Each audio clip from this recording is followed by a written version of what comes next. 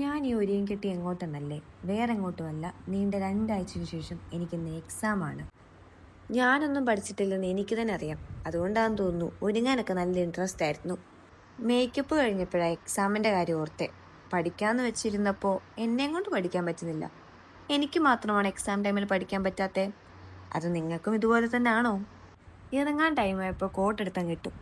ഞാനൊരു LLB student ആയതുകൊണ്ട് black and white ആണ് എൻ്റെ യൂണിഫോം. അല്ലാതെ വേറെ കളർ യൂണിഫോം ഒന്നും നമുക്ക് കോളേജിൽ തരത്തില്ലല്ലോ. അതൊക്കെ ഇട്ടിരുന്നപ്പോഴാണ് ദേ ഫുഡ് എന്നൊരു വിളി. എന്നാൽ താഴെ പോയി കഴിക്കാമെന്ന് ഞാൻ അങ്ങ് വിചാരിച്ചു. നല്ല ഫുഡായിരുന്നു. ഇപ്പോൾ പാമ്പിൻ്റെ ഒക്കെ ഒരു സീസൺ ആയതുകൊണ്ട് ഞാൻ എൻ്റെ വണ്ടി മൊത്തം ചെക്ക് ചെയ്തു.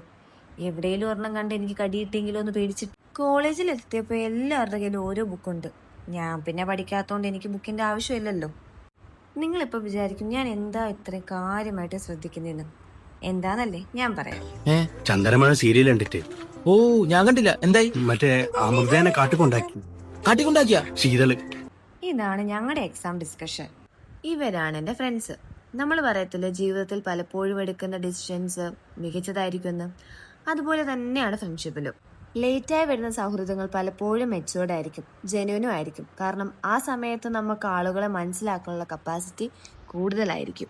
എൻ്റെ ലൈഫിൽ എനിക്ക് ലേറ്റായിട്ടാണ് ഇവരെ കിട്ടിയത്. പക്ഷെ കിട്ടിയപ്പോൾ മനസ്സിലായി ഇവരാണ് ശരിയായവരെന്ന്. നമ്മൾ പറയല്ലേ, late entry but right people. അപ്പം ഇന്നത്തെ വിശേഷങ്ങൾ കഴിഞ്ഞു. Okay, bye bye. ഇനി അടുത്ത എക്സാമിന് കാണാം.